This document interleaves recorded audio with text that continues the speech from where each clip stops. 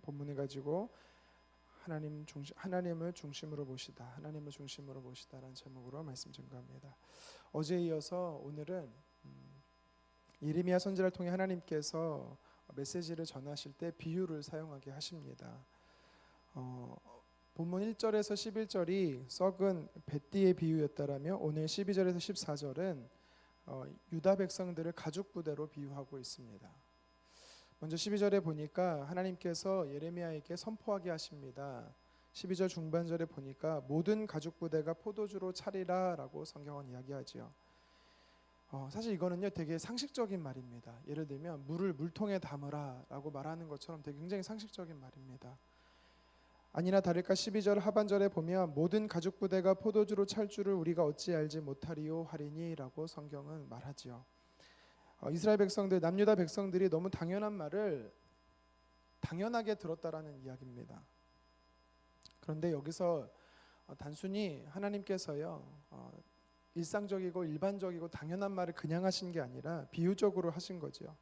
이것을 통해서 우리가 알 수 있는 오늘 성경이 우리에게 도전하는 메시지는 뭐냐면 하나님의 사람들은요 말씀을 머리로 받아들일 게 아니라 마음으로 받아들여야 된다는 것이죠.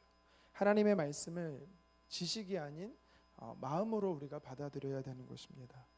지금 하나님께서는요 예레미야를 통해 이스라엘 백성들, 남유다 백성들에게 전하라고 지시한 내용을 보면 굉장히 쉬운 표현이기 때문에 너무나 당연하게 알아들을 수 있는 표현입니다.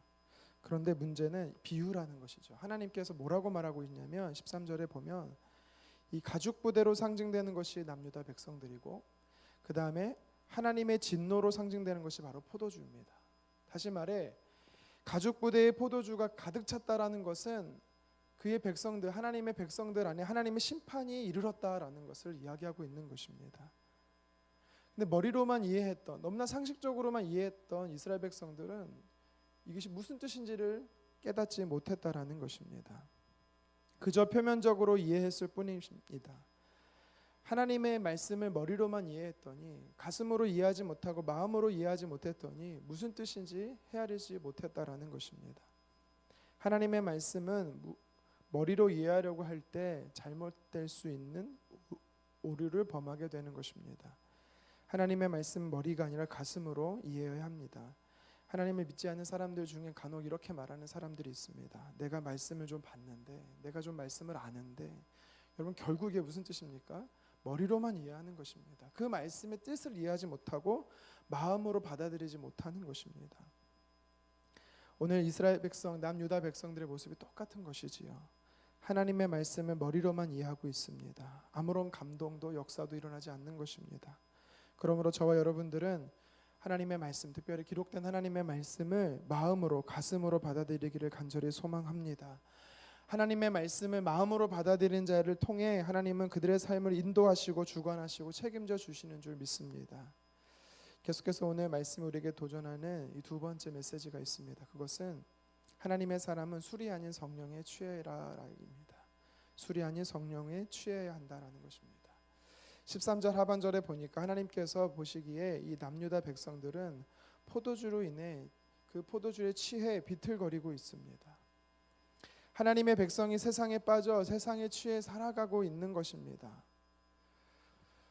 그 마음을 빼앗긴 것입니다. 그 마음을 세상에 빼앗긴 것입니다. 13절에 보니까 이렇게 세상에 빠져 세상에 취해 살아가는 사람들을 향해 하나님은 불쌍히 여기지 않으시겠다라고 말합니다. 사랑하지 않겠다라고 말씀하십니다. 아끼지 않겠다라고 말씀합니다. 심지어 멸하시겠다라고 말합니다.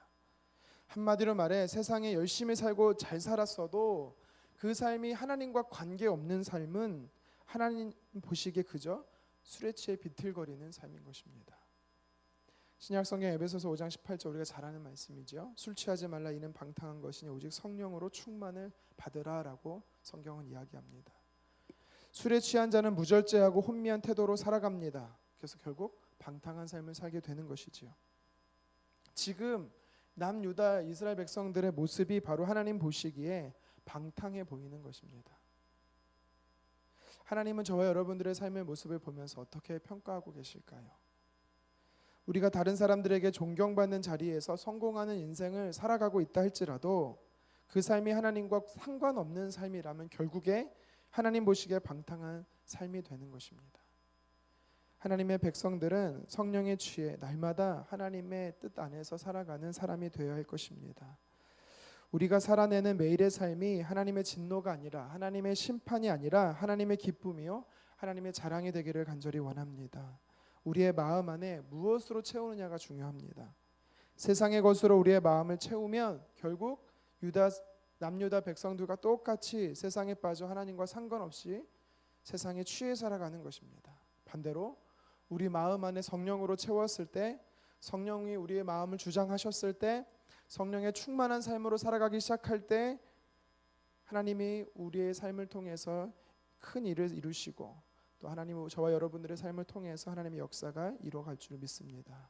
마지막 오늘 본문을 통해서 우리가 살펴볼 것은 교만하지 말라라고 성경은 이야기합니다. 15절에 보면 하나님의 말씀을 듣지 않는 교만함이 있습니다. 또 16절에 보면 하나님께 영광 올려드리지 않는 교만함이 있습니다. 결국 이 교만한 모습은 하나님을 모시지 않는 삶, 하나님의 중심되지 않은 삶에 표현되는 모습들인 것입니다. 예레미야 선지자를 통해서 이 남유다 백성들의 이 술 취함의 모습은 결국 교만함의 시작이었습니다. 교만함의 열매였습니다. 교만한 마음이 하나님을 멀리하고 교만한 마음이 하나님의 말씀을 가볍게 여기고 교만한 마음에 하나님을 모시기를 기뻐하지 않았다라는 것입니다. 그래서 하나님은 교만한 자를 결코 용서하지 않으십니다. 우리는 하나님께 영광 올려드리기 위해 창조된 피조물입니다. 사람의 제일 되는 목적, 소요리 문답의 제일 목적이 무엇입니까? 하나님을 영원롭게 하고 영원토록 그를 즐거워하는 것입니다. 결국 하나님 앞에 겸손함으로 하나님께 영광 올려드리는 삶을 오늘 우리는 살아드려야 되는 것입니다. 오늘 본문의 말씀을 통해 세 가지의 삶을 살펴봤습니다. 하나님의 말씀을 지식이 아닌 머리가 아닌 가슴으로 마음으로 받아들여야 된다라는 것입니다. 그리고 우리의 몸을 성령으로 채워야 되는 것입니다. 성령의 충만함으로 살아야 되는 것입니다. 그리고 우리는 하나님께 영광 올려드리는 겸손한 삶을 살아야 되는 것이죠. 이 세 가지의 공통점은 무엇이냐? 결국 하나님을 중심에 모셨냐라는 것입니다. 우리 내면 안에 하나님을 중심으로 모셨습니까? 우리의 몸을 하나님의 영이 성령으로 채우셨습니까? 또 우리의 삶의 태도적으로 보여지는 행동을 하나님께 영광 올려드리는 삶으로 살아가고 계십니까? 오늘 성경은요, 이스라엘 백성들의 실패는 하나님과 상관없는 삶이었습니다. 저와 여러분들의 삶이 마음에서 또 우리의 생각과 우리의 몸에서 또 우리의 표현되어지는 삶의 태도에서 하나님 중심의 삶이 되어지기를 주님의 이름으로 축원합니다.